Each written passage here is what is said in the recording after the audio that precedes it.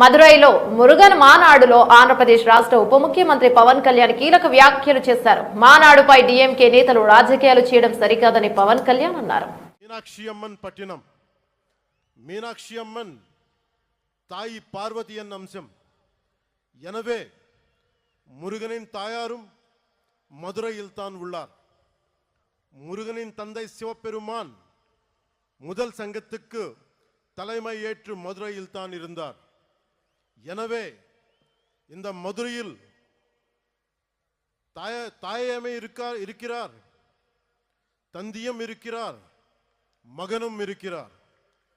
அப்படின்னா மதுரை மக்கள் எத்தனை புண்ணியம் பண்ணி இருக்க வேண்டும். அந்த புண்ணியத்தின் விளைவாக பசும்பொன் முத்துராமலிங்க தேவர் அவதரித்தார். தென் தமிழ்நாட்டின் மாபெரும் தலைவர் பசும்பொன் முத்துராமலிங்க தேவர் முருகனின் அவதாரமாக கருதப்படுகிறார். அவர் சிலைக்கு அருகே மயிலும் வைக்கப்பட்ட உள்ளது. தேவர் மூலம் மனித உருவில் முருகன் வாழ்ந்தார். அந்த பசும்பொன் முத்துராமலிங்க தேவரை தாழ் பணிந்து வணங்குகிறேன்.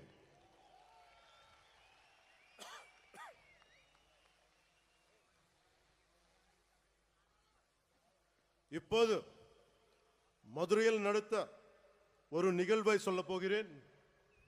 இன்று மீனாட்சி அம்மன் கோயிலுக்கு போறோம், அருளை பெருக்கிறோம், குங்குமம் பெருக்கிறோம், பிரசாதம் கிடைக்கிறது.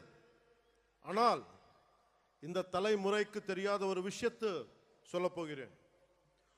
ஒரு காலத்தில் மதுரையே இருண்டு கிடந்தது.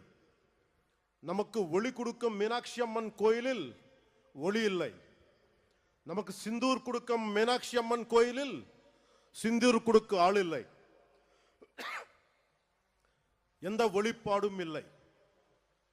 கோயில் நொறுங்கி போய் இருந்தது. ஏன் தெரியுமா? 14ஆம் நூற்றாண்டு தொடக்கத்தில் மதுரையை மாலிக் கஃபூர் லூட் பண்ணினான். அதன் பிறகு 60 வருஷங்களுக்கு மீனாட்சி அம்மன் கோவிலில் விளக்கு இல்லை. மீனாட்சி அம்மன் கோயில் மூடப்பட்டிருந்தது. அது மதுரையின் இருண்ட காலம். 14ஆம் நூற்றாண்டின் முடிவில் மதுரையில் மீண்டும் ஒளி பிரிந்தது. அந்த ஒளி விளக்கை ஏற்றி வைத்தார் விஜயநகர இளவரசர் குமார கம்பனன். இதுல இருந்து என்ன தெரிந்தது?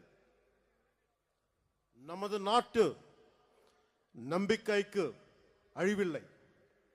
அதுவும் யாராலும் அழிக்க முடியாது. நமது கலாச்சாரம் ரொம்ப ஆழமானது.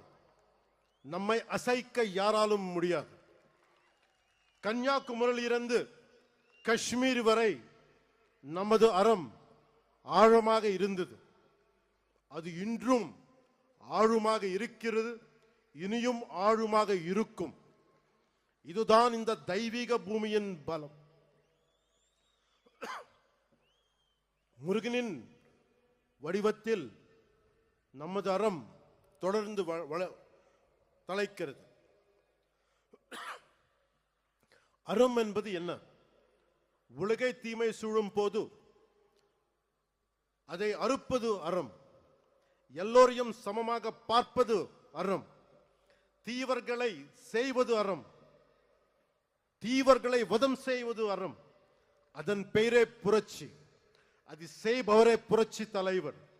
எனவே உலகின் முதல் புரட்சி தலைவர் முருகன் பெருமாள்.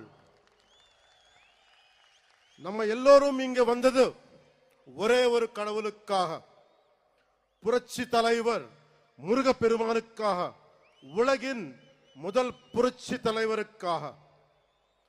அநீதியை அழித்ததால் அவர் புரட்சி தலைவர்.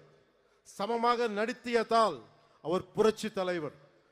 அந்த வெற்றிவேல் முருகனுக்கு, அந்த வீரவேல் முருகனுக்கு, அந்த சுரவேல் முருகனுக்கு